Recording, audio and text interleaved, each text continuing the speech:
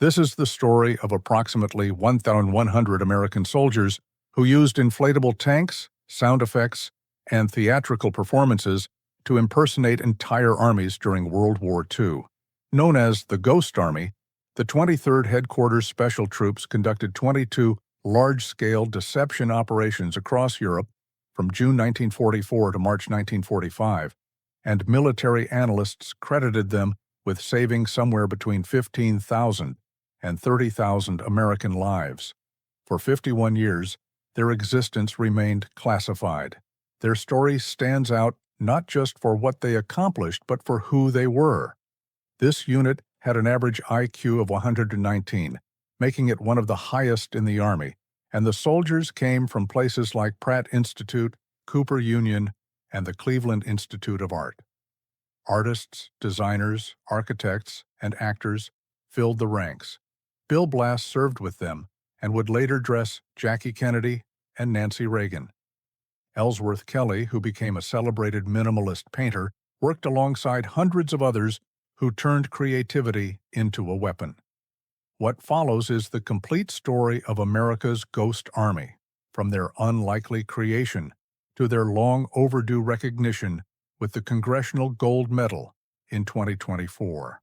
London, 1943. Two very different men at the Special Plans Branch conceived what would become the Ghost Army. Colonel Billy Harris graduated from West Point in 1933, and those who knew him called him the feet-on-the-ground, how-do-we-make-this-work guy. Years later, he'd become a general during the Korean War. Major Ralph Ingersoll was his opposite in every way. Before the war, Ingersoll had been the managing editor of The New Yorker, an editor at Fortune magazine, and founder of the newspaper PM. People described him as the wild idea, pie-in-the-sky guy. These two men asked a question that seemed absurd. Could you convince the enemy that a massive army occupied one location when it actually sat somewhere else entirely? British deception work provided the inspiration, specifically Operation Bertram during the Second Battle of El Alamein in late 1942. The British had successfully deceived German forces about their attack location, which made Harris and Ingersoll wonder if the Americans could do the same thing but better and make it mobile. January 20th, 1944. Their idea became reality when the 23rd Headquarters Special Troops was officially activated at Camp Forest, Tennessee. The unit's official complement tells you everything about how unusual this was, with 82 officers and 1,023 enlisted men organized into 4 specialized subunits. Visual deception fell to the 603rd Engineer Camouflage Battalion with 379 men, while the Signal Company Special with 296 men handled fake radio transmissions. Sonic deception came from the 3132 Signal Service Company with 145 men, and the 406th Engineer Combat Company with 168 men provided security and combat engineering support. But here's what made this unit unprecedented. It was designed to simulate 2 full divisions, approximately 30,000 men, using only 1,100 soldiers. Captain Fred Fox wrote the official unit history in September 1945 and described it this way. Its complement was more theatrical than military. It was like a traveling roadshow that went up and down the front lines, impersonating the real fighting outfits. Creating theatrical deception on a battlefield requires a specific kind of soldier. You don't need the toughest or the strongest when creativity matters more than strength. The Army went recruiting at art schools, and Dean James Boudreau at Pratt Institute in Brooklyn organized an entire camouflage research laboratory just for this purpose. Recruiters visited Cooper Union in New York City and the Cleveland Institute of Art, then scoured art schools throughout New York and Philadelphia looking for men who could think differently. What they needed were soldiers who understood perspective, light, shadow, and illusion. Men who could build something that looked real from a distance but was actually completely fake. And that's when they found them. Among those 1,100 men was a 21-year-old soldier from Fort Wayne, Indiana, named Bill Blass, who'd been studying fashion design before the war. During the war, he helped create inflatable tanks, and after the war, he became one of America's most celebrated fashion designers, dressing first ladies and receiving 7 Coty Awards before eventually donating $10 million to the New York Public Library.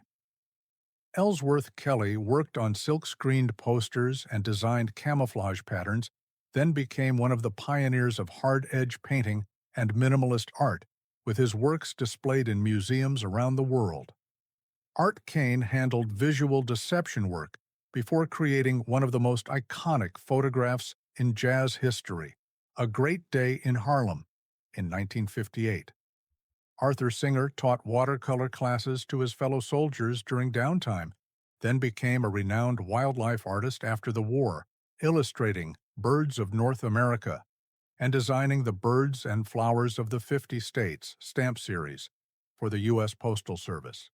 Victor Dowd served as a sergeant in the 603rd and created hundreds of wartime drawings before going on to create comics with Stan Lee at Marvel, work in fashion illustration, and illustrate 20 books. Arthur Shillstone, a corporal and Pratt Institute graduate, would later create illustrations for more than 30 magazines including National Geographic, Life, and Sports Illustrated, and even became an official NASA artist. Jack Macy worked as a corporal in Company B, creating a caricature book of the unit during the war, then designed the model kitchen for the famous 1959 Nixon-Khrushchev kitchen debate, and later created installations at the Ellis Island Museum.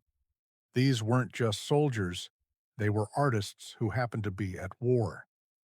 Training and development consumed the Ghost Army from January through April 1944, when they created what became the first mobile, multimedia tactical deception unit in U.S. Army history, using 4 integrated types of deception. The most visible weapon was the inflatable equipment.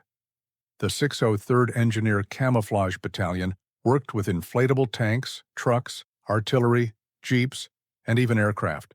But these weren't simple balloons.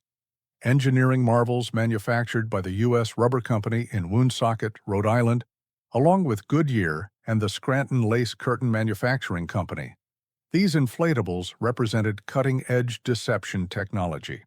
An inflatable M4 Sherman tank weighed 93 pounds, while a real M4 Sherman tank weighed 40 tons, creating an 860-to-1 weight ratio that meant 4 men could carry what normally required a massive piece of machinery.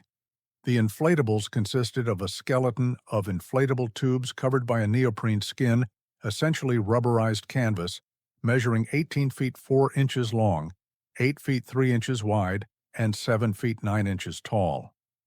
Using gasoline-fueled air compressors, soldiers could inflate a complete tank in 20 minutes. But here's the genius part. They didn't make them look perfect. Camouflaging them imperfectly, just the way a real tank crew would, meant enemy aerial reconnaissance could spot them, and that's exactly what they wanted because the Germans needed to take photographs and count their fake army. Visual deception extended far beyond inflatable equipment. Bulldozers created fake tank tracks in the mud, laundry hung on clotheslines, and fake campfires simulated division-sized breakfast preparations. Dummy airfields and motor pools appeared where none existed, and a section they called the factory manufactured fake shoulder patches and insignias that soldiers sewed onto their uniforms to impersonate other units. Sonic deception, operated by the 3132 Signal Service Company, represented cutting-edge technology for 1944. The unit mounted 500-pound speaker arrays on M3A1 half-tracks, and these speakers could project sound up to 15 miles away using technology that came from Bell Labs engineers in New Jersey working with state-of-the-art wire recorders, the predecessors to tape recorders. Recordings made at Fort Knox, Kentucky captured actual sounds of tanks moving uphill and downhill, vehicles, bridge construction, soldiers talking, and sergeants barking orders, and sound operators could mix these recordings to match specific scenarios. Mobile weather stations measured wind speed, direction, terrain, and distance because all these factors affected how sound traveled. George Dramas, who operated sonic equipment, later explained it simply: "We had huge half-tracks with tremendous speakers on them that you could hear for 15 miles. Soldiers stowed the speakers inside half-track beds for concealment and raised them via a hand crank they nicknamed the coffee grinder." Radio deception from the signal company special formed the third weapon. Called spoof radio, operators created fake traffic nets impersonating real units, which mattered because the Germans relied heavily on intercepted radio transmissions to determine Allied movements. Making this work required operators to perfectly mimic individual Morse code operators from the units they were impersonating, since every operator has a unique sending style called a fist, the rhythm and timing of their dots and dashes. And then came the special effects, the human element. Soldiers visited local cafes on leave and deliberately dropped hints about their fake division to any potential German spies, while fake headquarters appeared and fake military police stood at intersections, dressed in the uniforms of the units they were impersonating, directing fake traffic. Lieutenant Fred Fox wrote in the official unit history, "We must remember that we are playing to a very critical and attentive radio, ground, and aerial audience. They must all be convinced." Early May 1944. The main body of the Ghost Army sailed from New York on the USAT Henry Gibbons, arrived in Bristol, England on May 15th, and set up base near Stratford-upon-Avon. 3 weeks later, the world changed on June 6th with D-Day. Some elements of the Ghost Army participated in related deception activities, but their real work would begin after the invasion. Just 8 days after D-Day, on June 14th, the 1st Detachment arrived in Normandy at Omaha Beach in what was called Task Force Mason. Their first major operation ran from July 1st through 4th. Operation Elephant took place in the Cerisy Forest in Normandy and served as their trial run, their chance to see if everything they'd trained for actually worked in combat conditions. It did work. August brought the 3132 Signal Service Company, the Sonic Unit, finally joining the rest of the 23rd in France, which meant they now had all 4 elements together: visual, sonic, radio, and special effects. Operation Brittany ran from August 9th through 12th and aided General Patton's famous race across France. Operation BREST followed from August 20th through 27th. Operation BREST mattered because it was the first time they used all their deception methods together in one coordinated operation, deploying 53 dummy tanks plus other vehicles to simulate the 6th Armored Division. The objective was inflating the perception of Allied strength and drawing German attention and resources. Jack Macy, who was there, later called it the biggest piece of action I ever saw in World War II. Mixed results came from the operation. The deception itself executed well and shifted 20 to 50 German anti-tank guns, but the German commander, a man named Remke, turned out to have 38,000 troops instead of the estimated 21,000 and held out for 27 more days. But the operation taught them lessons. Through miscommunication, Company D of the 709th Tank Battalion attacked from near where the Ghost Army had focused enemy attention, and 5 real tanks were destroyed immediately. Lieutenant Colonel Clifford Simonson noted it as a lesson on the crucial importance of careful coordination and communication. They were learning, and their next operation would prove it. September 15th through 22nd, 1944. Operation BETTEMBOURG in Luxembourg ran for 8 full days, making it their longest operation and in many ways their most important. Here's the situation. General Patton's Third Army was racing eastward, moving so fast they'd created gaps in their line, and one of these gaps along the Moselle River stretched 25 miles with essentially no defense. If the Germans realized this weakness and attacked, they could cut off a significant portion of the Allied advance. The Ghost Army moved in with 500 men on a mission to make the Germans think 8,000 troops were holding that line, to make them think twice about attacking. Lieutenant Colonel Simonson later said, "It was our first operation that was executed fully professionally and correctly. For 8 days, 500 soldiers performed the role of 8,000 by setting up dummy equipment, running spoof radio nets, playing their recorded sounds at night, posting fake MPs at intersections, and sending men into local cafes to talk about their division. The Germans didn't attack, not until the real 83rd Infantry Division arrived to actually hold the line. The deception had worked perfectly, and a historical marker was later unveiled in Bettembourg, Luxembourg, on September 7, 2023, commemorating what happened there. The Ghost Army was classified as a non-combat unit, but that designation was misleading. These soldiers operated within a few hundred yards of German front lines, and during Operation BREST, sonic trucks were positioned within 500 yards of German positions. Their entire mission was drawing enemy attention, making the Germans look at them, think about them, and potentially shoot at them. Chase Tomlin from the National WWII Museum put it this way: "You're knowingly putting yourself in danger. You're intentionally drawing enemy artillery fire. It's dangerous work." 3 Ghost Army soldiers were killed in action.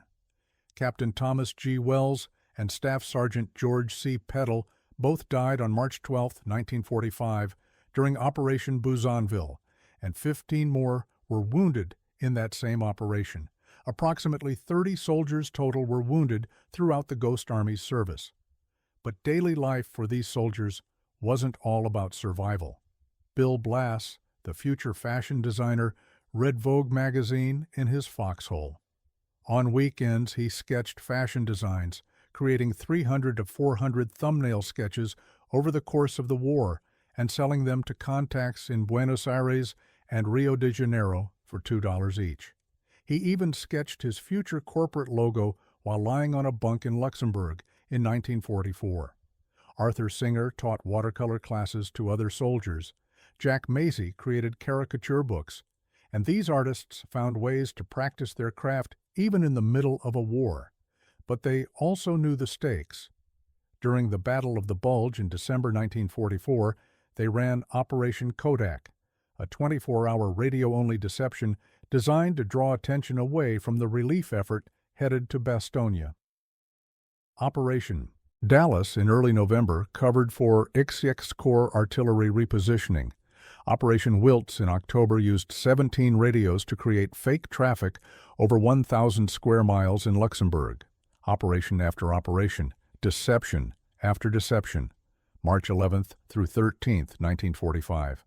Operation Bouzonville ran for just 33 hours, making it their shortest operation and also their most costly, with 2 men killed and 15 wounded. The 80th Infantry Division reported light resistance, which was the whole point. 5 days later, on March 18th, the Ghost Army began their largest and final deception operation, Operation VIERSEN. The objective was massive since the 9th Army was preparing to cross the Rhine River, a critical moment in the final push into Germany.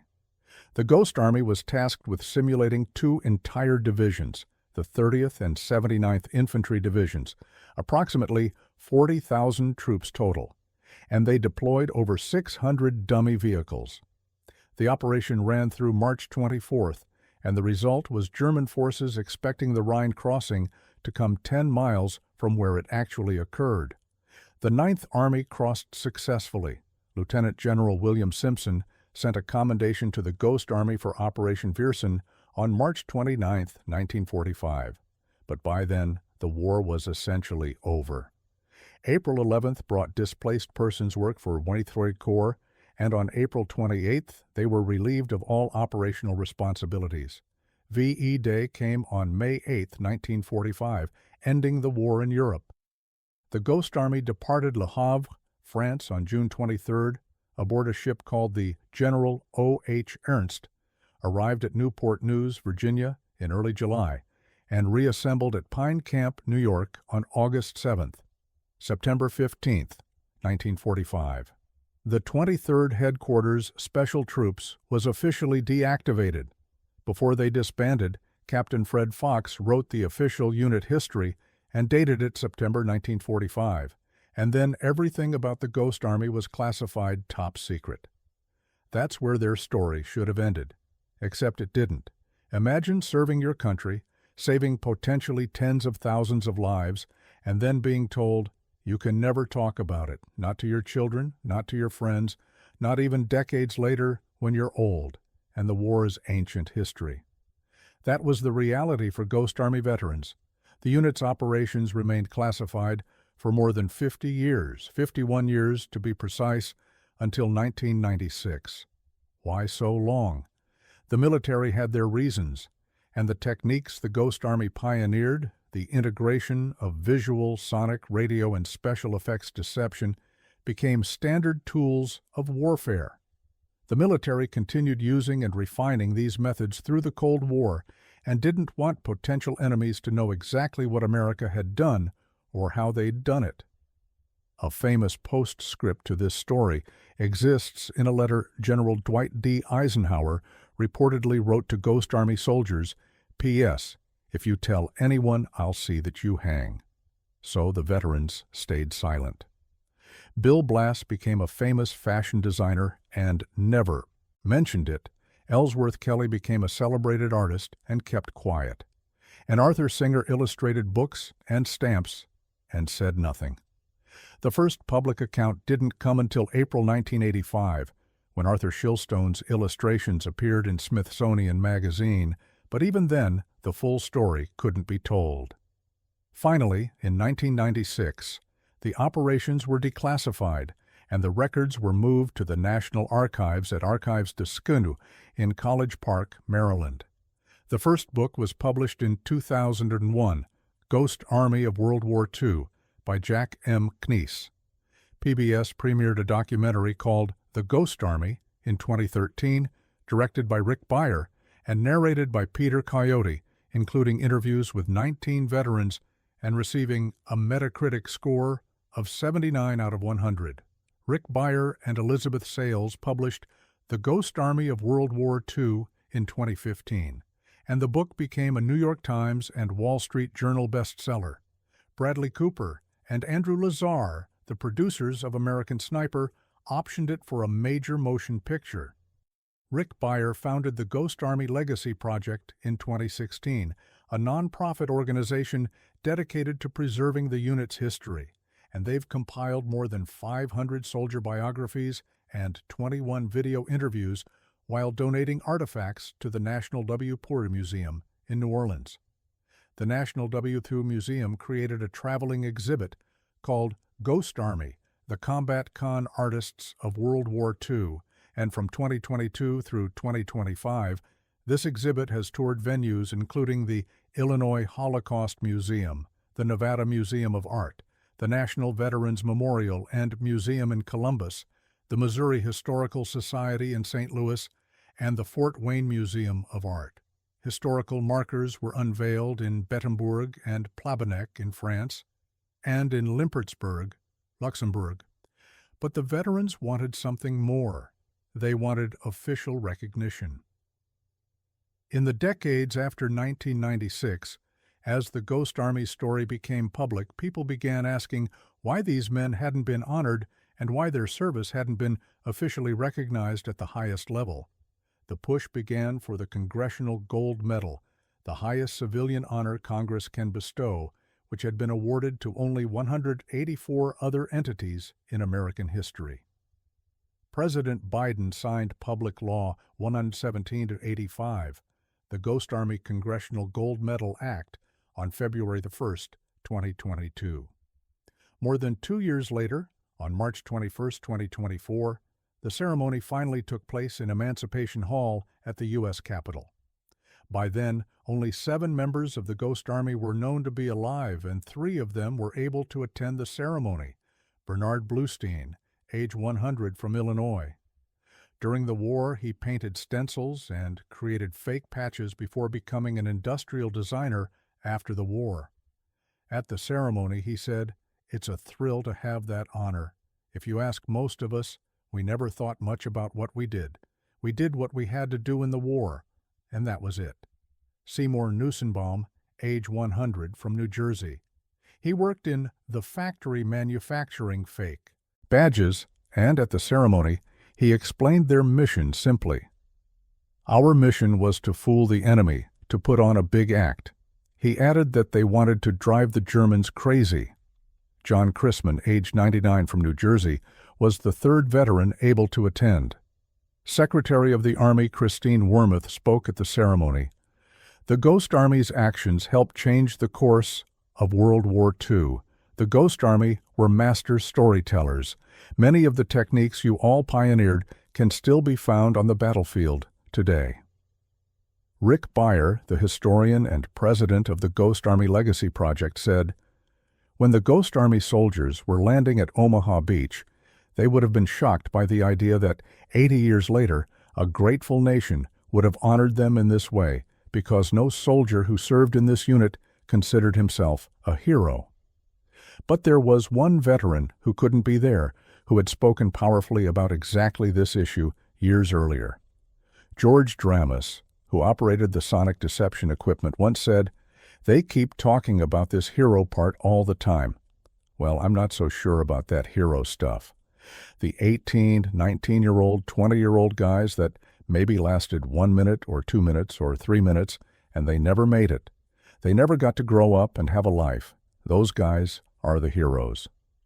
The Congressional Gold Medal itself is a 3-inch diameter gold medal worth approximately $30,000, and it's housed at the Smithsonian Institution. Congress recognized the Ghost Army as the 185th entity to receive this honor. November 3, 2022. The 23rd Headquarters Special Troops was made honorary members of the U.S. Army Psychological Operations Regiment, recognizing their pioneering work in the field. Before we conclude, we should address something honestly. How effective was the Ghost Army really? U.S. Army analysts, in a classified report that was released 30 years after the war, wrote, "Rarely, if ever, has there been a group of such a few men which had so great an influence on the outcome of a major military campaign. Military historians credit them with saving an estimated 15,000 to 30,000 American lives, and that estimate comes from the cumulative effect of their 22 operations. Every time they successfully drew enemy attention or resources away from real units, every time they convinced the Germans to prepare for an attack that came from a different direction, lives were saved. Operation VIERSEN, their final operation, successfully convinced German forces that the Rhine crossing would occur 10 miles from its actual location. Operation BETTEMBOURG held a critical gap in Patton's line for 8 days until real reinforcements arrived. Operation Brittany aided Patton's race across France. Not every operation was a complete success. Operation BREST achieved its tactical deception objectives, but didn't prevent the German commander from holding out longer than expected, partly because he had more troops than Allied intelligence estimated. But here's what we know for certain. The Ghost Army conducted 22 large-scale deception operations from June 1944 through March 1945, during the critical final year of the war in Europe. They served under 1st Army, 3rd Army, 9th Army, and VIERSEN Corps at various times, and German forces consistently responded to their deceptions as if they were real threats. The IMDb documentary review noted that it was the British who had the actual imaginative leaps that created deceptions like this, a fair acknowledgement that the Ghost Army built upon British innovations.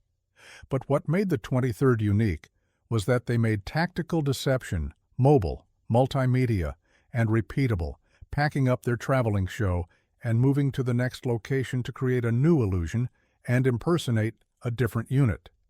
As of late 2024, approximately 5 Ghost Army veterans remain alive, and their average age is approaching or exceeding 100 years old. Approximately 100 American soldiers used inflatable tanks, sound effects, and theatrical performances to impersonate entire armies during World War II. They saved an estimated 15,000 to 30,000 lives, and their existence remained classified for 51 years. What the Ghost Army proved is something that seems obvious now, but was revolutionary then. That on a modern battlefield, perception matters as much as firepower. Creativity can be as powerful as artillery, and a handful of artists with inflatable tanks and recorded sounds could achieve what thousands of soldiers with real weapons might not. The average soldier in World War II was about 26 years old, roughly the same age as the soldiers of the Ghost Army. They were young men, most of them artists and designers and creative thinkers who had been plucked from art schools and told to use their talents for war. Many of them went on to shape American culture after the war. Bill Blass dressed first ladies, Ellsworth Kelly's paintings hang in major museums, Art Kane captured defining moments of jazz history, and Arthur Singer's stamps are in collections across America. But for 51 years, they couldn't talk about what might have been the most important work of their lives.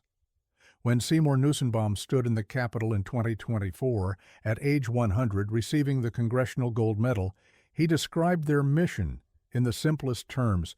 Our mission was to fool the enemy, to put on a big act.